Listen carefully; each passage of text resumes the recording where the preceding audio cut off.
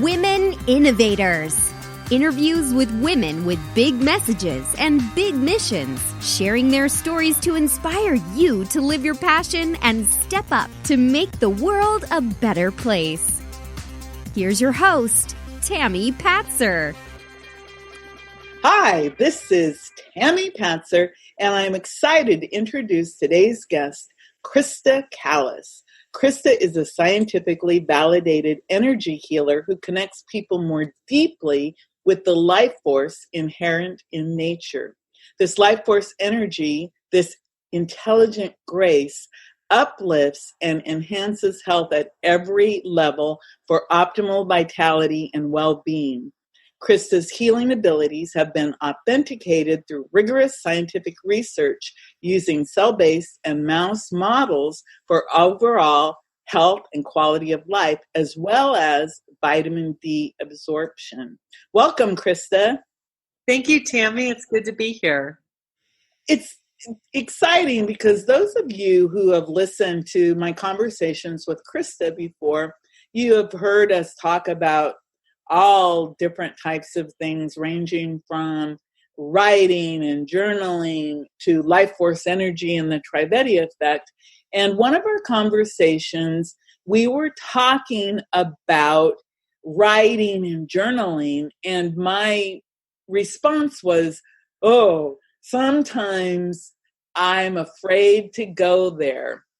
I will stop myself from journaling or writing because I'm like, what if something negative pops out on the page that I am not ready to deal with? And that kind of sparked this idea. And so Krista is back today to talk more about writing and journaling and that fear that sometimes comes up for us when we are looking at ourselves in introspection. So, Krista, welcome to the show today, and I'm excited to hear what you have to say. Thanks, Tami. Yeah, when we were talking last time in the last interview, when you said, sometimes, I'm not sure I want to know what's going to pop out. And it was, it struck me because I'm kind of the opposite. I've always been the opposite. Like, I love it when things unexpected pop out on the page. I love that. But it occurred to me when you said that, like, not all of us necessarily have that orientation, or, there are times actually in my own writing too, when I'm going along and all of a sudden it's like you kind of slowly start backing away from it because you can feel that there's something big, there's something powerful. And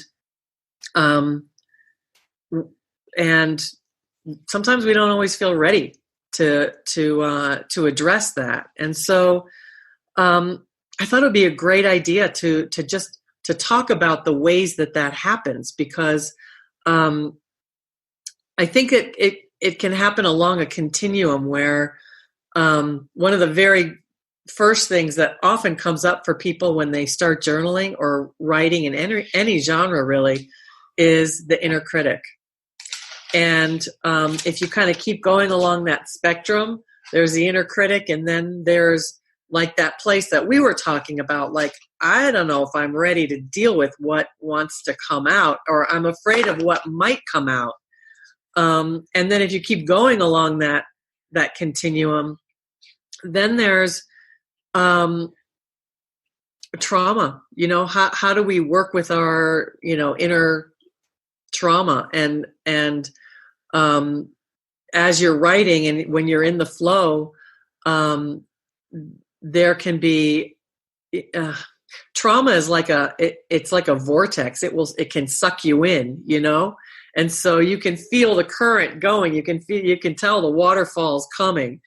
And so how do you work with that? How do you work with that in such a way that it can be something productive and have a positive outcome and can be transformative instead of just, kind of reliving the story and kind of just driving it deeper into our own nervous system, the traumatic part of it. So how do we work with things transformationally?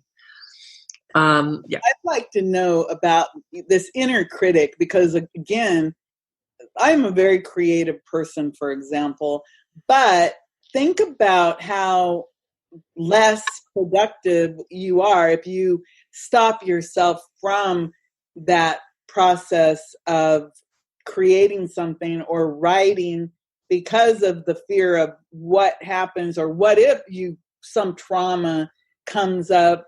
And again, do I want to spend my day rehashing the old stuff? Because there has to be a way, like, let's say there was a traumatic experience, and I have a tendency to think that whatever happened to me wasn't all that bad. And I think that's why I don't want to look at it, because maybe it was worse than what I allowed it to feel. And that's why I know I'm not different, because you just don't talk about different things. And then you say, well, yes, this might have been bad, but boy, this person, that was really bad. If you look at these things on a spectrum of awful to really, really awful. And sometimes, like you said, that inner critic is like, well, who are you to have these feelings? Or why should you be writing about these different issues? But it's so funny, because I actually was just out in California with Bo Eason, who does personal storytelling, acting out your personal story, not only through words, but through your physicality. Yeah. And it was very interesting to see just his body language and the words. And he had the audience of about 700 people mesmerized. So right there, get rid of that inner critic, and you have a personal story that can actually be transformational. And I think you've said several things. You said the inner critic, how to get rid of that. You talked about, well, how do we use our stories for transformation? So there's just so much that you can do. But tell me more about this inner critic, and how can we, I guess, use it to help us get into transformation? Yeah. My perception of the inner critic is that oftentimes it's they're echoes from the past. It's somebody else's voice, maybe, that we've internalized, from a very young age. And the thing about the inner critic is that it has a tremendous amount of vitality, has a tremendous amount of, some of us more than others, but it's energy that basically, it needs a better job than, hashing us apart. No matter how it shows up, whether it's on the page or in life in general, it looks and sounds different for different people, but we all know that feeling of we're undermining ourselves, or we're sabotaging ourselves, or in some way we're keeping ourselves from moving forward. And so for me, at times it has been like saying, like just what you said, like, who do you think you are? Or that's the dumbest thing I've ever seen. Like, you write something and it's like, I'm going, oh my gosh, that's like, is completely silly. But when you're writing, it's a time, there is a time to sit down and just let the creative juices flow. And when you're really in that place of flowing with the work, your awareness and your focus, it's like it's who you are, in that moment. All the time kind of disappears, the environment kind of disappears, because you're just in that flow. You're in the river of that wherever the story is taking you, or whatever you're discovering and writing about. And when the inner critic starts to pop up, what I've noticed about that is that it's an overview kind of a voice. It's hovering over you, going like, "Oh, look at that! That's no good," or it's typically pretty mean. And I think it's really it's a developmentally immature part of ourselves, but at the same time, it has a lot of juice. So how do we give it a better job? So, for example, when you're in that flow and you start noticing like that, the critical voice coming in and starting to condemn and judge and limit, you have to know that you've gone out of that solitary place of being in the flow, where you're just kind of, the focus is so powerful and so strong in the movement of what you're doing.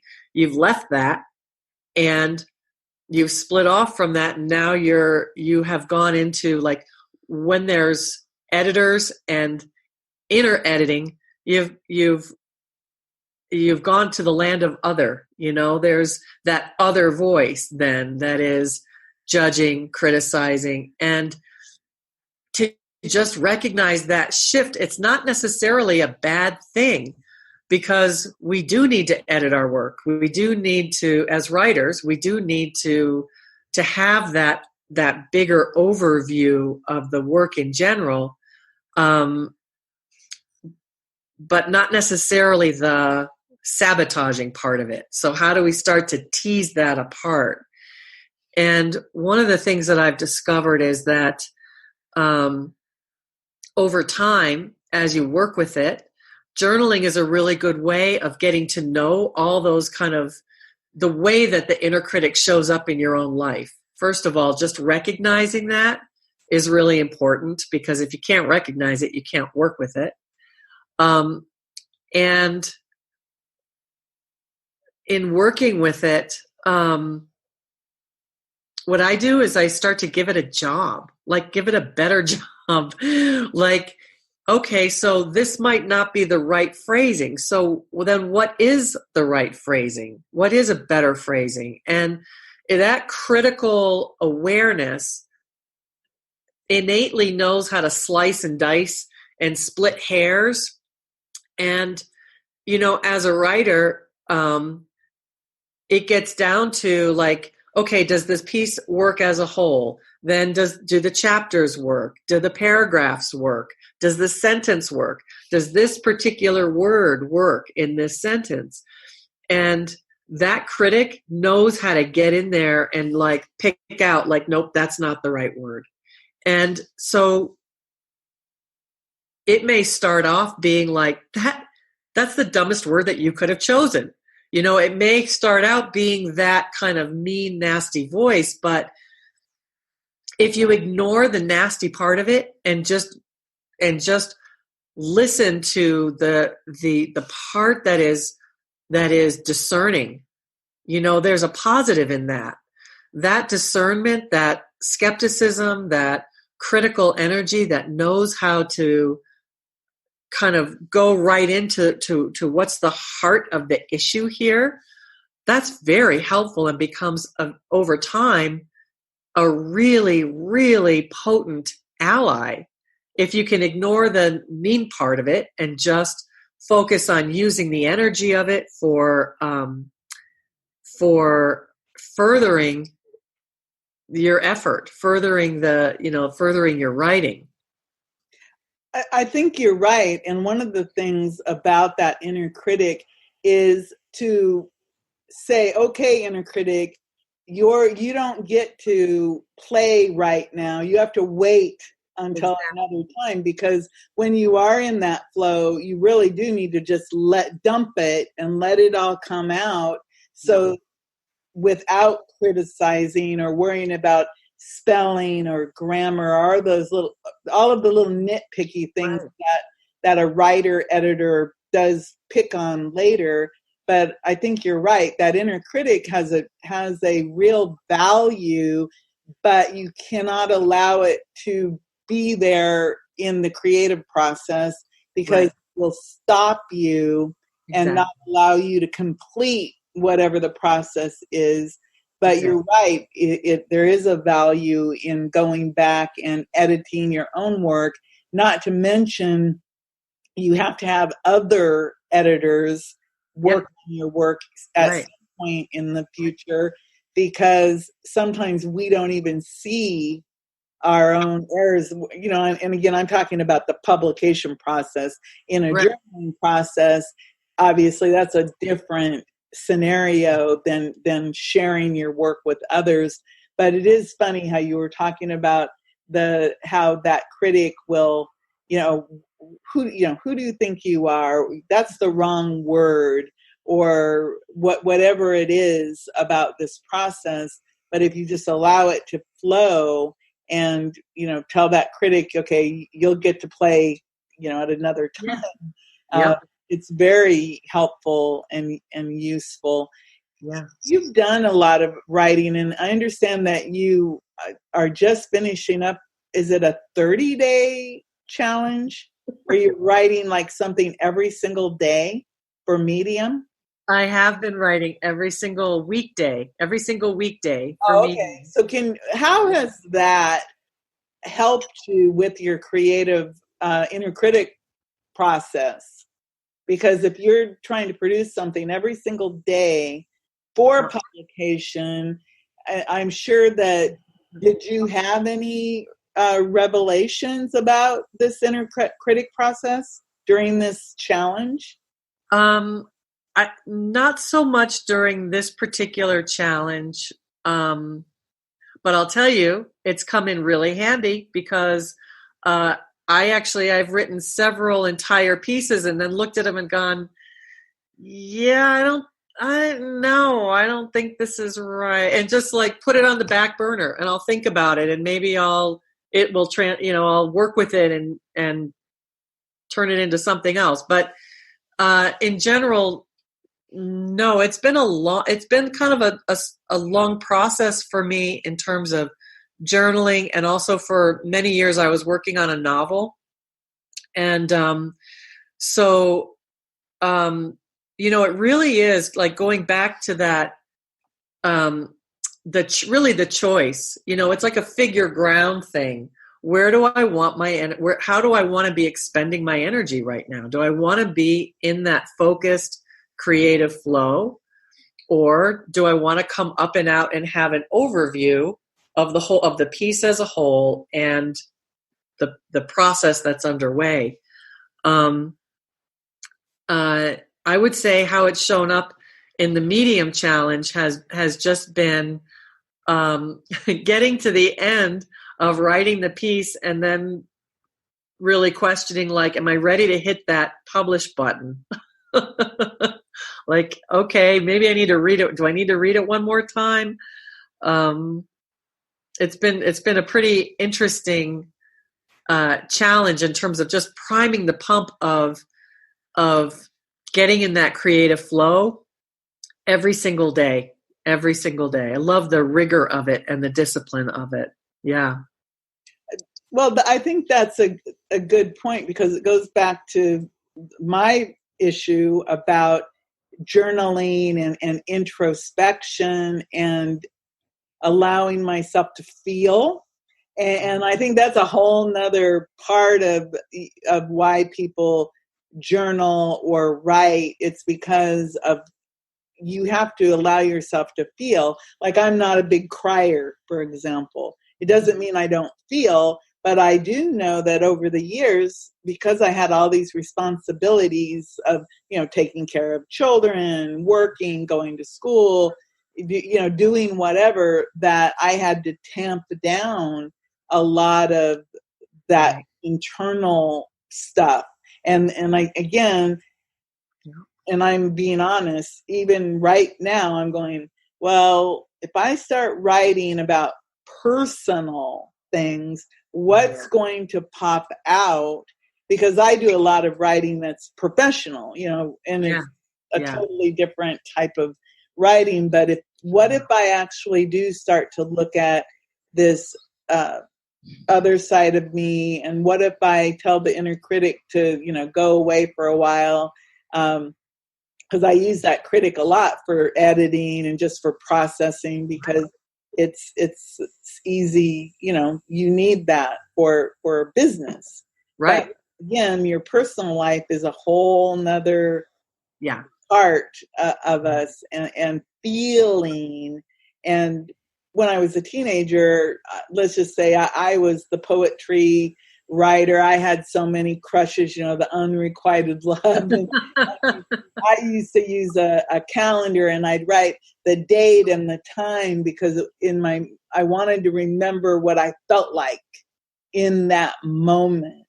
So obviously I was as I was learning how to become who I was using that. So that's very interesting. How useful do you think writing and journaling is to move you into a transformational place, or into having a better connection with the divine? Is it useful for that? I believe so. It's been my experience that it's incredibly useful, because when we're journaling and we're writing about those more personal experiences, first of all, there's less pressure. So even if the inner critic shows up, it doesn't necessarily have to stop us. We can just keep going, because if we're not going to show it to anybody, it's just for our own personal investigation. Then we're not trying to be creative on a schedule, or we're not going to hit that publish button, which can soften it. But at the same time, there is such a deep and rich inner knowing, and we get to know ourselves better and better, because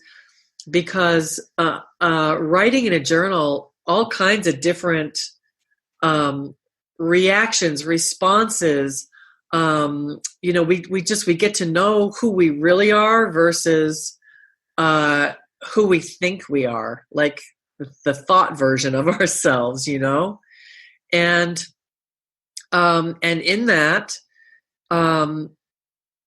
there are, that what can be so transformational about it is that we begin to see patterns over time in our writing, that, oh my gosh, I always handle this kind of situation the same way, and it always has the same outcome, or a similar, like energetically similar kind of outcome. And that's going to give us the opportunity to, when we become aware of those bigger patterns, we can begin to work with ourselves differently to have a different outcome in our everyday life. So it's a very potent vehicle for self-examination. And then when you add in life force energy and life force energy transmissions to that, you have this incredible kind of there's a dynamic between the two that's very synergistic, because you're doing this deep investigation, but at the same time, the life force energy helps to raise our consciousness. So we're going to continually be seeing things through new eyes, and so we're going to have new perceptions, and we can track over time how we're choosing to do things differently, and what's working and what's not working, and it becomes really just an incredible synergistic, the way they work together. As the energy raises our consciousness, we begin to see things differently. And as we're writing, we become more aware of how we're doing things, how we're operating in the world, and also what our preconceived ideas of the divine are as well. All of it becomes grist for the mill and can show up in the journal. That's really interesting. So with what you do with your life force energy transmissions and the work you do and your background in writing and journaling and your educational background, so do you work with people on this using journaling and writing kind of to connect to life force energy or to work on this connection within themselves? Because I can see a great value in having a mentor to help you, like somebody like me, who I'm going, oh, I'm afraid to write because what if, what if something comes up that I am not prepared to deal with or I don't want to deal with? How cool would it be to be able to contact Krista and say, you know what, Krista, I was journaling and something came up that I'm not 100% comfortable with. Can I talk to you about this issue? Do you work with people in that way? I do, actually. I'm working with a couple of people, and who said, I always wanted to journal, but I just, for whatever reason, I never got around to it. And now they're journaling and they're finding value in it. And so, yes, I do. And I'm also in the process of putting together a course called Sacred Journaling about self-investigation through the journaling process. Sacred journaling. I'm looking for a pen. Going, oh, I like that. No, I really like that a lot because to me, listening to you today, there's such a great value, and like you said, sacred journaling to work on this process of connecting within yourself so that you're connecting, the good and the bad and everything in between, like our inner critic, our ego, our soul, our spirit. I mean, we're all one. It's just that, and we all have different processes and purposes about moving forward. So what's the best way for them to connect with you so that maybe you could, set up, maybe you are going to have a beta group or something with this course that you're developing so they could get in on the ground floor of sacred journaling and get started sooner than later. I think that's really important to take action.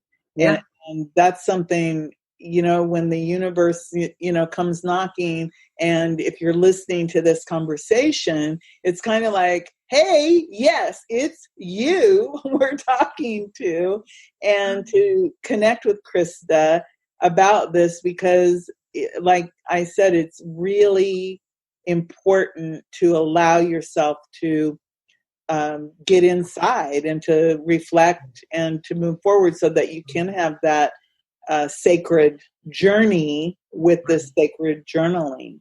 I think that's really important. So how can I connect with you?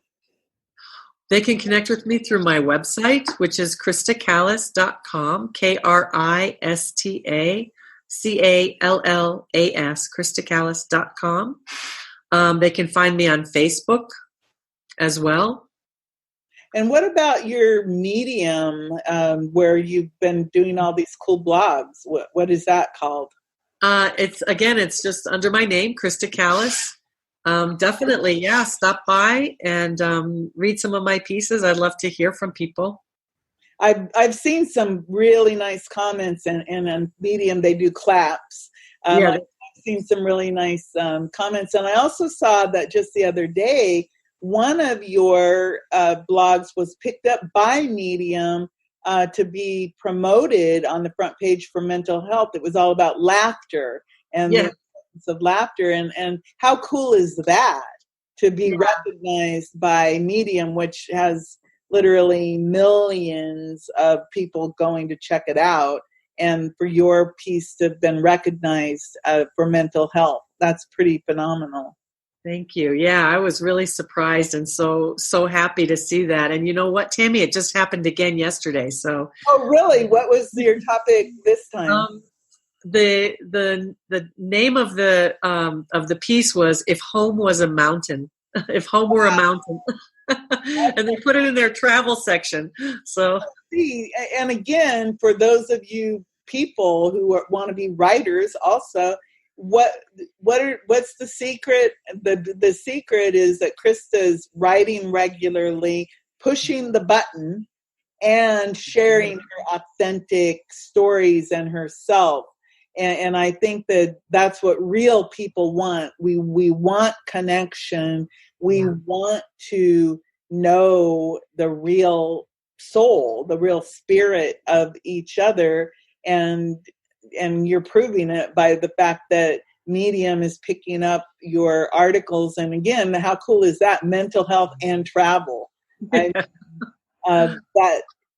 happened really relatively short time of becoming a publisher, because you're just publishing lately one thing on the weekdays. So that's really a phenomenal thing. And that's a little like insider trick or hack, I guess you could say, is like, how do you get published? Get published. Right. And, so Medium is a great opportunity for that. So before I let you go, Krista, how would you, anything else that you would like to say? Just that it's a really incredibly rich and deep and joyful journey. And over time, it's incredible the transformation that can happen and the awarenesses that can come and the deepening in relationship to ourself and to the divine of our own understanding. It's really a beautiful journey, and when writing is a part of it, or really any creative endeavor, but what I do is write. So if you have any interest in journaling, or if you're already a writer and you want to work more deeply and investigate life force energy and how that might help your writing, please contact me. I'd love to work with you. Great. Well, thank you so much, Krista. Everyone, that's KristaCallas.com. Definitely go check out Krista's website. There's a lot of good information. And go check out Medium, Krista Callas. I think you have such great value to share, Krista, and I hope people go check you out and connect, because it is that sacred journey. You can, go deep with the sacred journaling. So that's pretty phenomenal. So everyone, this is Tami Patzer. Go make it a beautiful day. You've been listening to Women Innovators with Tami Patzer. To learn more, please go to womeninnovatorsradio.com. And please do subscribe and share to spread the big messages and big missions to change the world.